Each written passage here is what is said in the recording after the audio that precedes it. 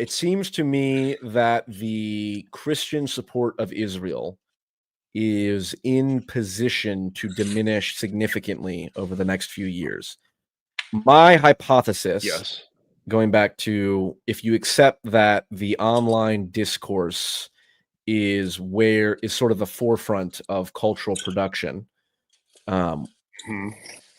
my sense is that many Christians are going to move away from the Jews are God's chosen people, which is called dispensation theology or something like that, and move towards what is known as covenant theology, which is what Paul of Tarsus said about how there is no Jew or Gentile, everyone has Christ on their heart, something like that. And I see that gaining a lot of traction in the online spaces. And I do think they're in possession of the better arguments. Nick Fuentes came back on Twitter, much to many people's dismay, perhaps even to mine.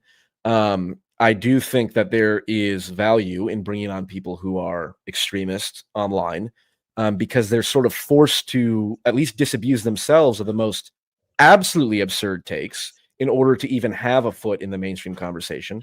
Nick Fuentes talked to Jeremy Boring, for example, who's the head of the Daily Wire. And it was a relatively civil conversation, and I thought actually somewhat productive.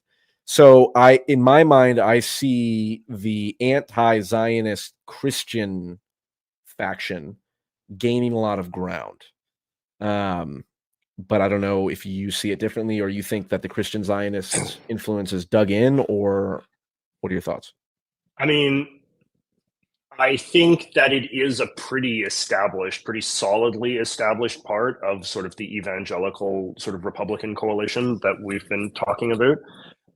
That often feels like one of the most sort of solid, non-compromisable sort of values that they have, along with being anti-abortion and being anti-LGBT, being pro-Israel.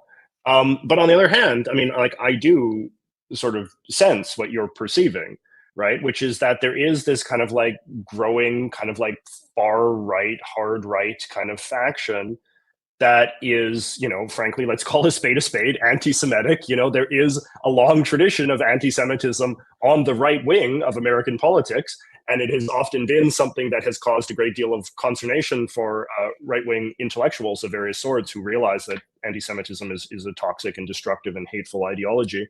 And in some ways, like, creating the kind of Christian Zionism has in some ways been a sort of natural cap on that impulse of sort of right-wing reactionary politics that has sort of thus kept anti-Semitism out of American politics in a way that it has not, historically been kept out of European politics, and I would argue is not even being kept out of sort of secular European politics to the same extent it has been in America over the last couple of decades.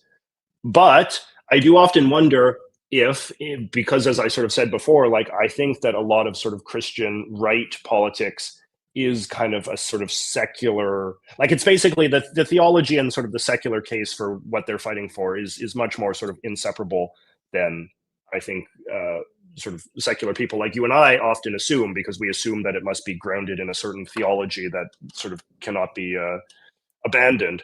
I do sometimes wonder if a lot of it is actually just rooted in a respect for Israel as this kind of like belligerent, powerful kind of country, this sort of militaristic country that is crushing the Muslims that, a lot of Christian evangelicals have always disliked or viewed with great suspicion and disdain.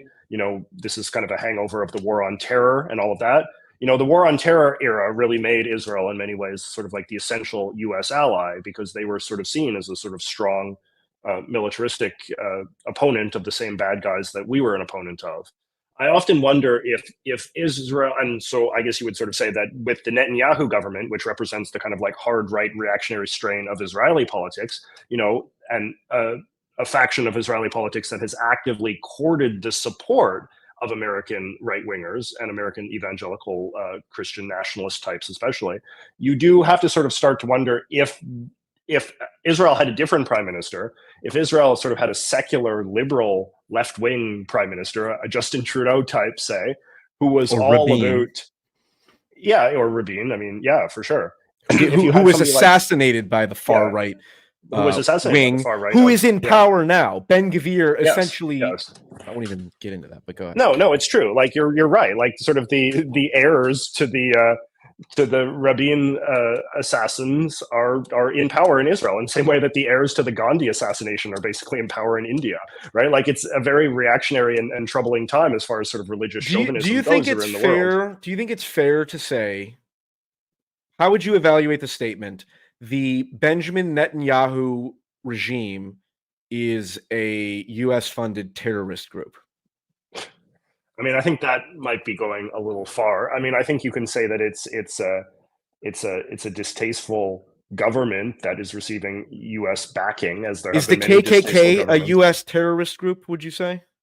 Yeah, but the KKK is I think substantially different. I mean, because Netanyahu, for all of his many ills and crimes and distasteful qualities, is the head of a government, right? He is the leader of Israel, and that he is Yep. not the entirety of Israel. Like Netanyahu and Israel are Correct. not inseparable. Even though I think a lot of the sort of the far left critics of Israel do enjoy that kind of synergy between the two of them. But the point that I was going to make, Paul, was that if you imagine a different type of Israeli leader coming to power, one who has not made at the forefront of his political project sort of the extinguishing of any dreams of a Palestinian state, the way that Netanyahu has, would the Christian right in America be as enthusiastic about that type of Israeli leader? If you had a young progressive Israeli leader who was all about, statehood for the Palestinians, I'll negotiate in a very generous way with the Palestinian leadership. I will give them a state with generous borders and, complete sovereignty and yada, yada, yada. Would the Christian right in America be into that kind of guy? Would they then sort of stand shoulder to shoulder with an Israel that was doing those kind of things? Or would they somehow sort of come up with a new justification for why, Israel has sort of fallen into a state of heresy, or, this is a symbol of the end times or whatever. And, maybe the new Israeli prime minister is the Antichrist or something. Like they would come up with some sort of Yeah. rationalization of why they could now be anti-Israel, in the same way that the most extremist fundamentalist Jews in Israel are in fact anti-Israel and hate the country and participate in anti-patriotic things and all of that, Yeah. because they believe that the state has fallen into heresy and all that. So I think it's not beyond the realm of possibility. And then you get into this I think very frightening situation for Israelis and for Jews around the world, where basically like you don't have a faction in American politics that is willing to defend Israel anymore, because you have a far right that has sort of become radicalized against Israel for various reasons, and then you have a sort of far left that is pro-Palestinian for various reasons.